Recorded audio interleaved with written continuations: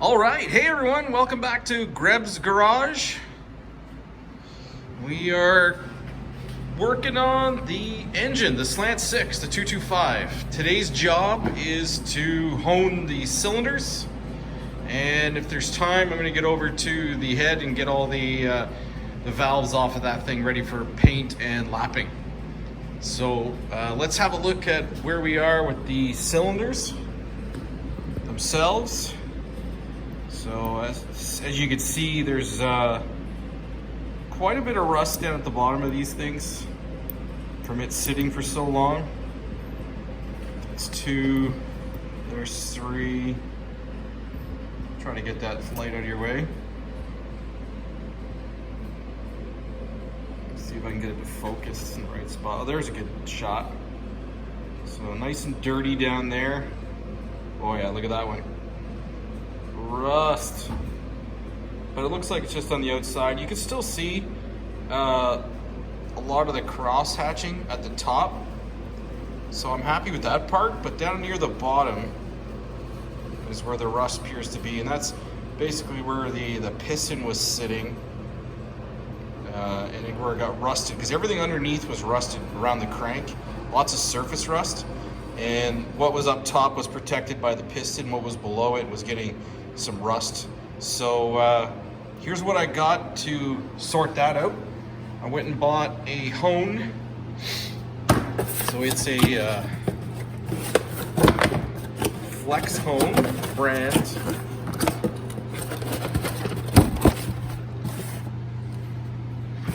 Looks like that. It's got the consistency of, like, well, it's sandpaper basically on a bunch of balls.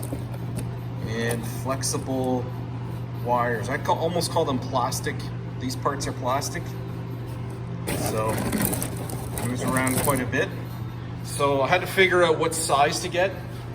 I did that by grabbing the micrometer. So I threw that in there. So what do we got here?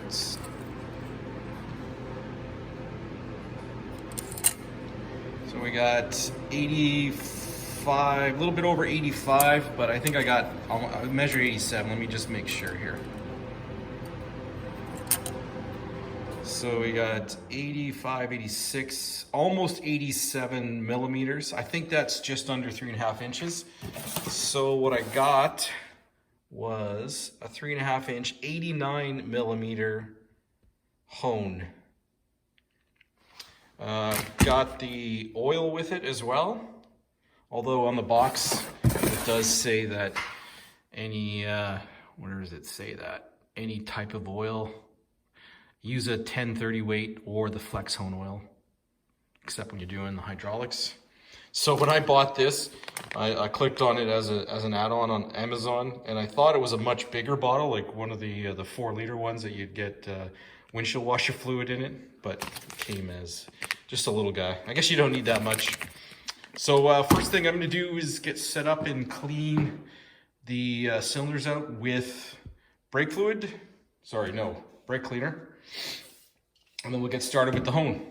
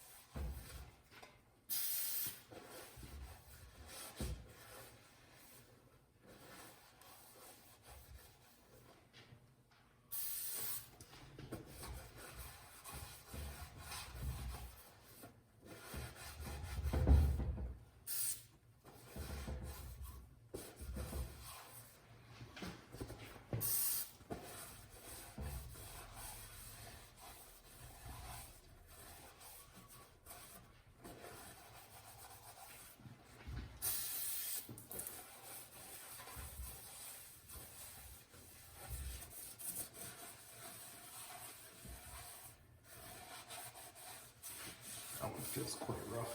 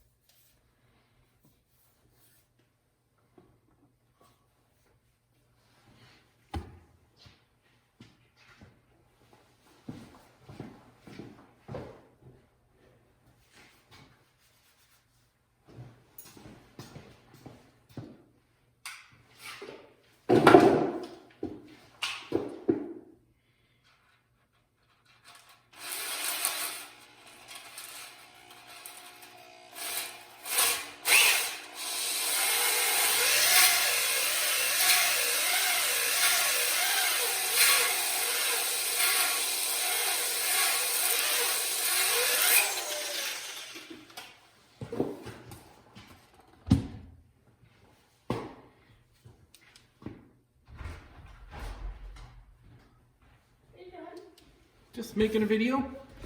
Okay, back to the first one. I just stopped to see how it went. So it looks pretty good on that first one right there. The second one, I put a little bit of oil in. You don't need much. Just squirt it around the outside here and then get the hone working. Push it down into the hole and just keep the motion going. So just keep going with that.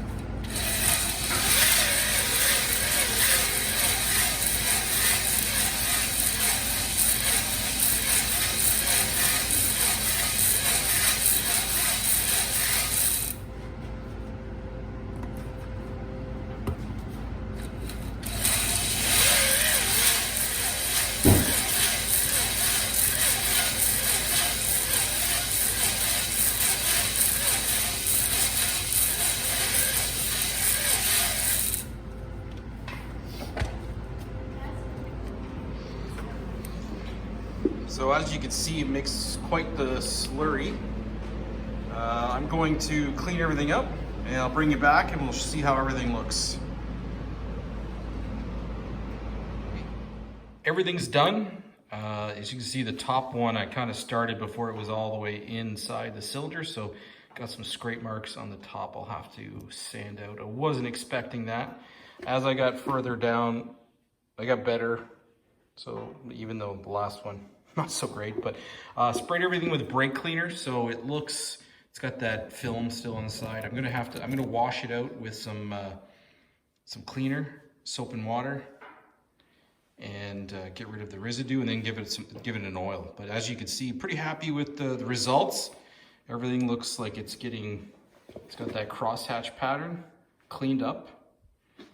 Here's the last two. There's a little bit at the bottom that didn't get touched, but I don't think that really is going to matter when it comes to the pistons doing their job in the upper half.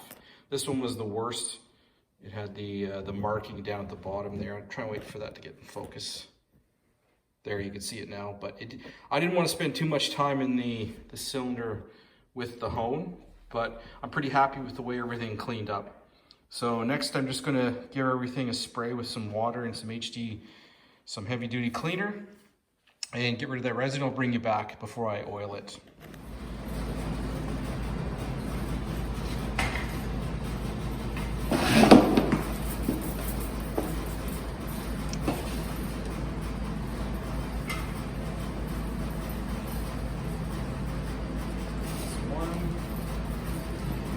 Just trying to get the oil out of there, or the honing oil out of the way.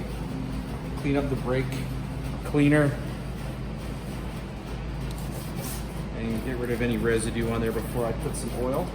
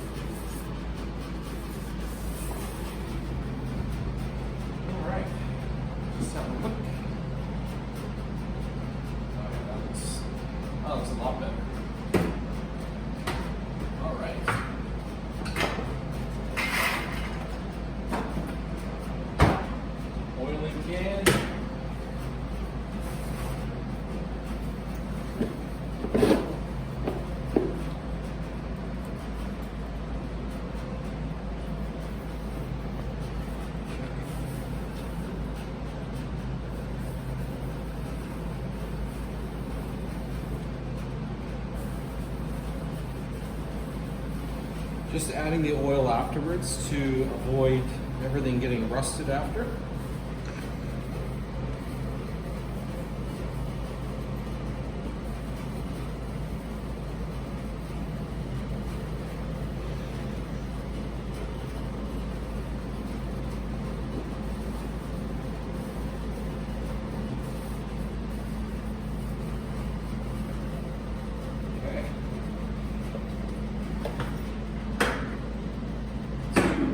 Look inside. All right, let's shift over, Ben, so you can see all of them.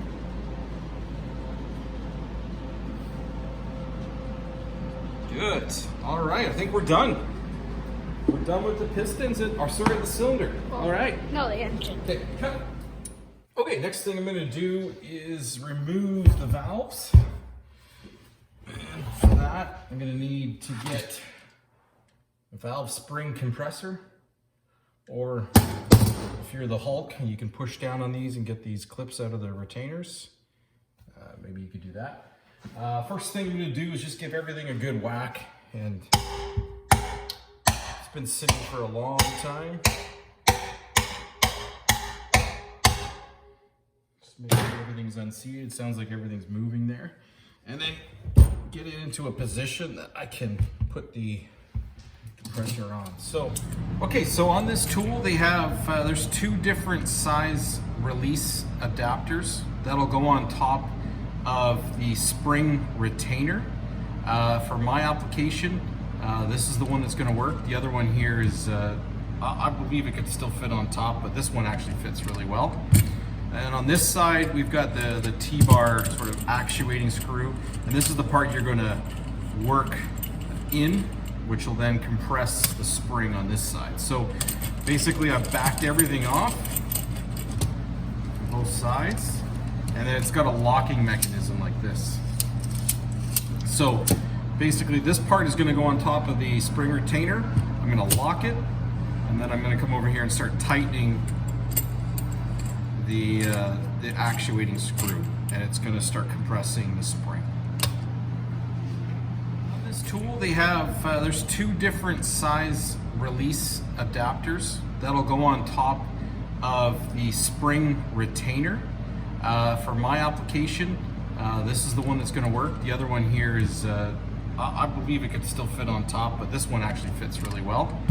And on this side, we've got the T-bar sort of actuating screw. And this is the part you're gonna work in, which will then compress the spring on this side. So basically I've backed everything off both sides, and then it's got a locking mechanism like this. So basically this part is gonna go on top of the spring retainer. I'm gonna lock it, and then I'm gonna come over here and start tightening the actuating screw, and it's going to start compressing the spring. Okay, let's get started on the first one. So, release adapter goes on top of the spring retainer, and I'll lock out the handle. And on this side, I'm just putting the screw in until it's on top of the valve. So with everything lined up, I'm just going to start to tighten. And as you can see, the spring starts to compress, and I can see the top part of the valve and the retainer should be poking out now. So this is basically what we're looking at right here, is getting out those guys. So I'm going to keep doing that. Let's see if I can get you in a better position here.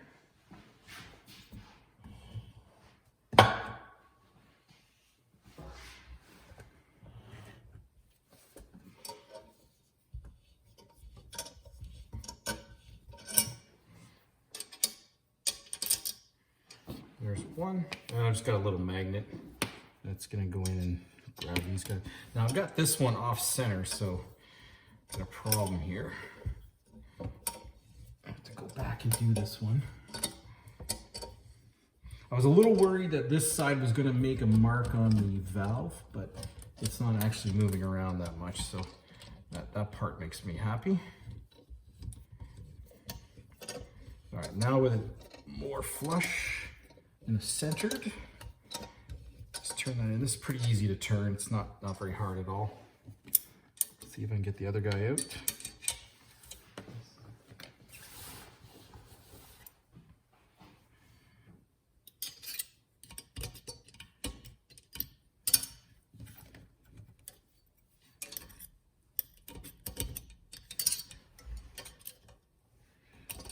Come on. Come on, little guy. All right, let's try compressing this more.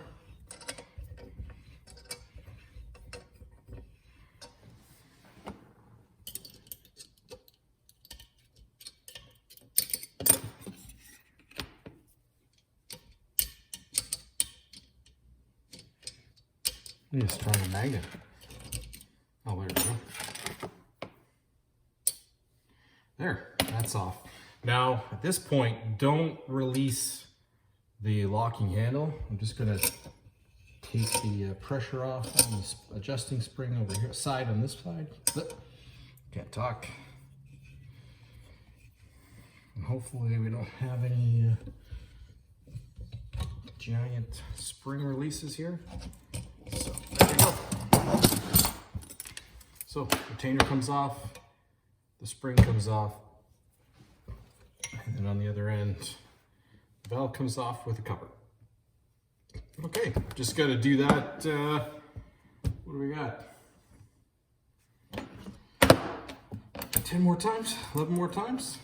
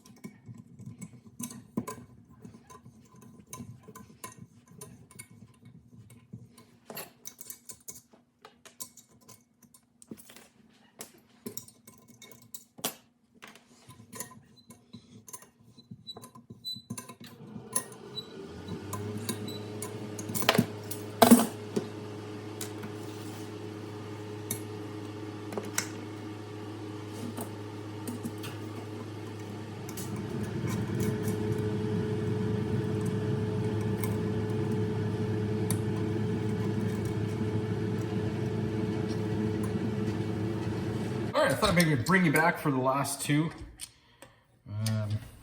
Tool works pretty well. I got a lot of maneuverability on this end that I can twist and adjust the spring as required. I think the only thing I would change would be the little T-bar on this screw on this side. After a bunch of them kind of digs into your hand. I know, wah, but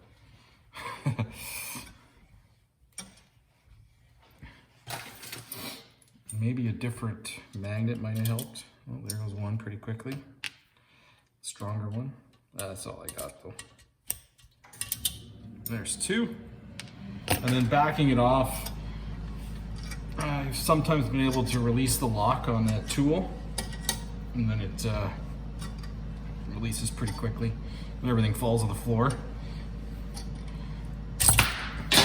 There you go. Where'd you go?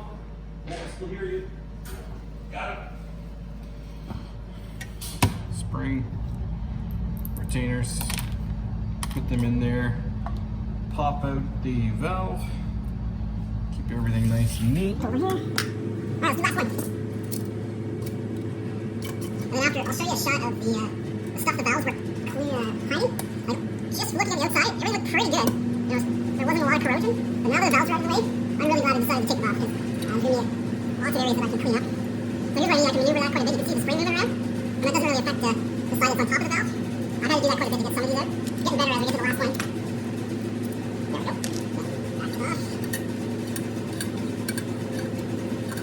Pop, and I think I learned after 12.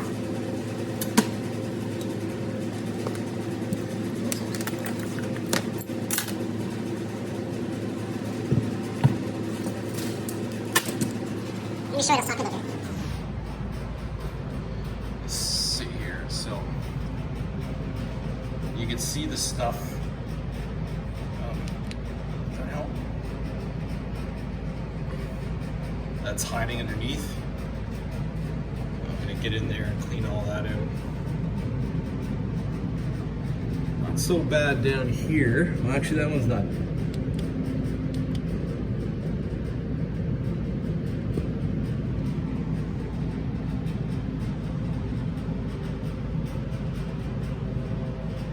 Look at that last one there. Whee! You have to clean that out. And then I'm gonna lap all the valves as well after I do the cleaning. All right, I'm gonna get those studs out next.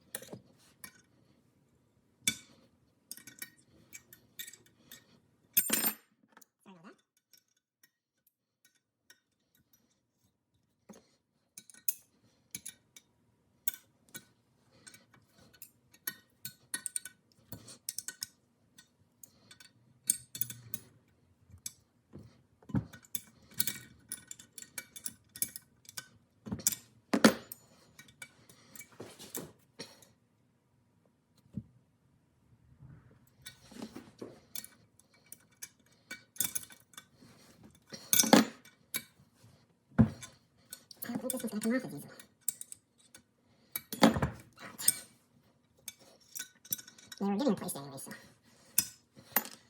pair of vice grips. I should take that off in a second.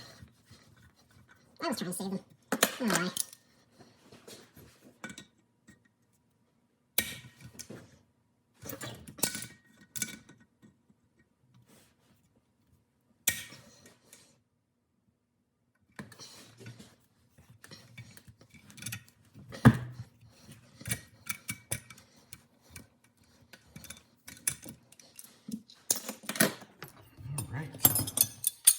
That's all done.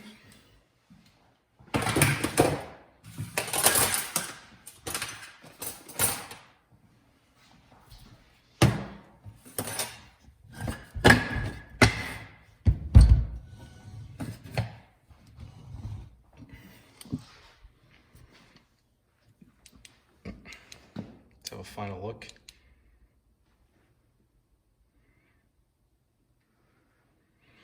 Got some work to do in there.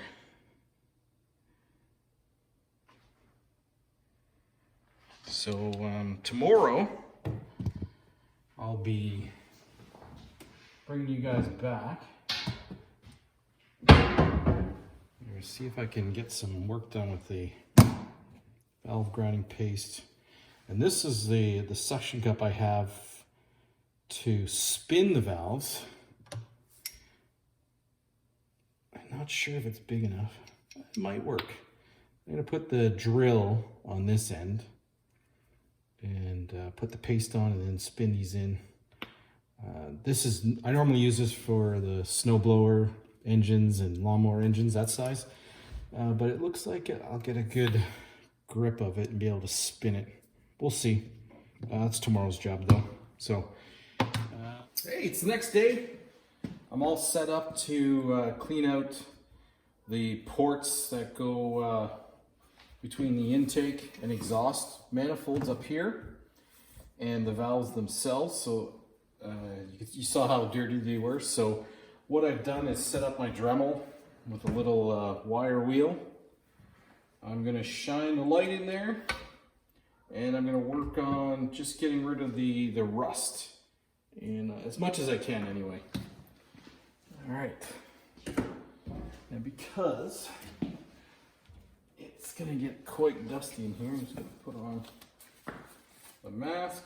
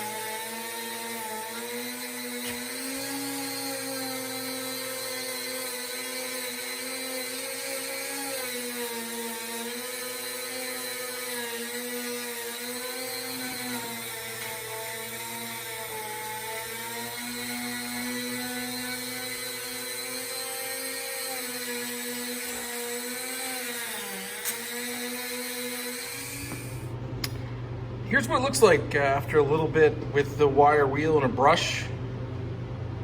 A little bit of rust in the back there. I might throw some Rust-Oleum. Sorry, not Rust-Oleum, the Evapo-Rust on it. I kind of brushed it on a little bit, but I probably didn't give it enough time to actually do its work. I think you're supposed to soak it in that solution and not just brush it on, but we'll try. They look like little faces, don't they? Little surprised faces. So just a little bit of time with the wire wheel makes a big difference on the Dremel. All right, so back to where I'm going to start. So this is just a before shot of where the valve seats, and we'll see if we can get much of a difference after. So I have the valves for that particular cylinder out. I've taken them to the wire wheel as well, gave them a little bit of a cleaning. I've got the valve grinding paste, the compound, stirred it up a little bit. It was separating. It's kind of got the consistency of gritty mud. And I'm gonna just put that on the edge there. I'm gonna lube up the valve guide. So, and then I'm going to spin it with the drill with my little suction cup adapter. All right, let's see how that goes. There's the before shot, and we'll see if we can see a difference after I work on it for a bit. I've got the first two valves in.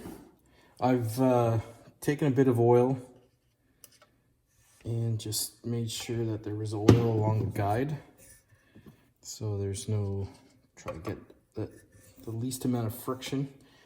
And you know, the problem I'm having now in some test runs, so here's my rig. I've got the drill with the suction cup on the end, but the way the intake valve, sorry, the exhaust valve is set up, it's got a little indentation, which doesn't allow the suction cup to get a good grip. So it's just spinning around. But on the intake, I'm able to spin it quite well. So I'm going to put some of that valve compound right now on the outside, or on the little lip here. It's really gritty. Yeah, let's see now. Okay, something has stopped it from moving in.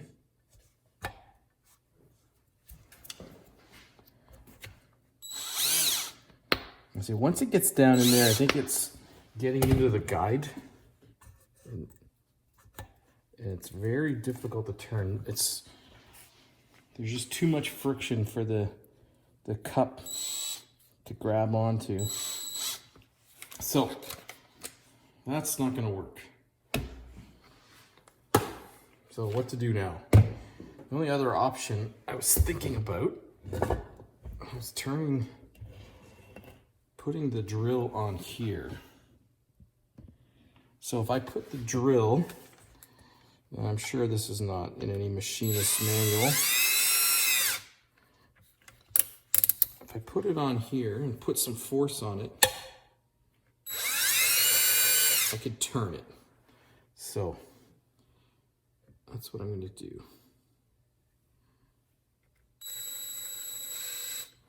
Okay, put a little bit more on here. Okay, now I'm going to close up the valve. I can feel the friction, feel some grittiness do the work.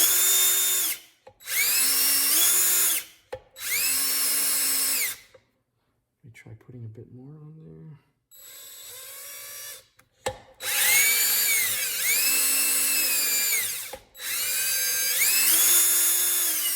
I'm also pulling back on the drill at the same time as I have my thumb on the front of the valve.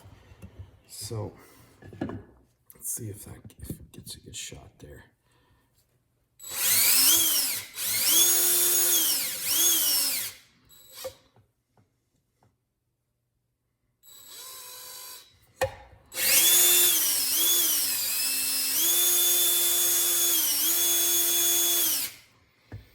All right, well, that's definitely a way around the problem. And I don't think, it's not making a mark on the valve itself at the top. So let's try. Oh, you can really hear that one kind of get the grit in there, and then it sort of smooths out. You lose that sound. You know, if you were to, you feel it. You could definitely tell when the grit when the compound is pushed out.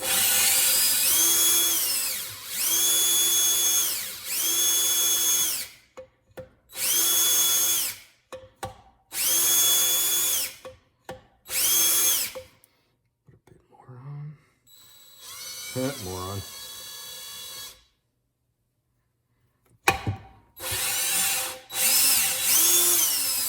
I don't know if that's coming across on the camera, but you can hear that sound I'm referring to.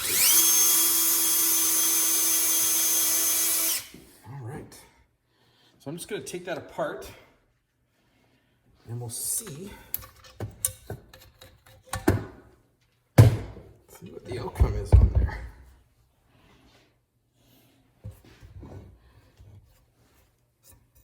Let's pop those out.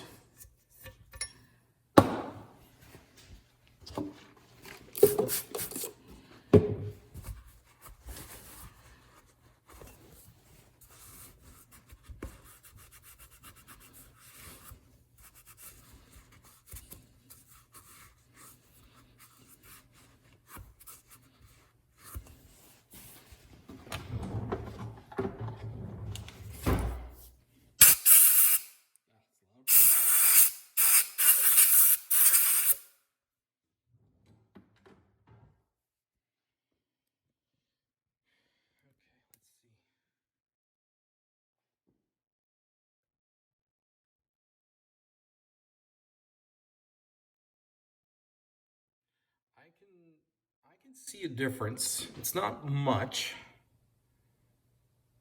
but I can see an area that I know was had a little bit of dirt on it. I don't know, dirt or some corrosion. That's a good shot. Let me try to get the light out in the right spot.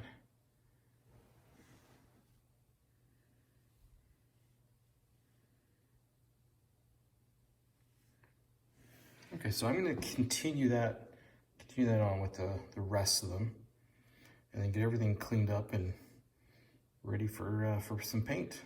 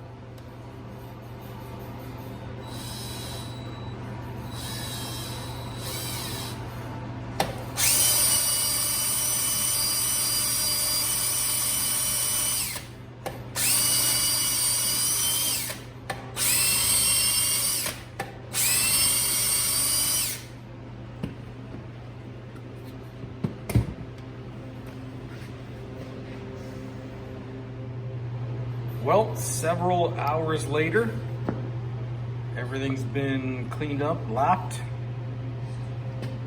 with the compounds, and things are looking good. I think you can see where the lapping compound did its job. Anyway, everything feels really good. It's been cleaned out. Just keep going here, have a look at all the cylinders. Sorry, all the head. That's it.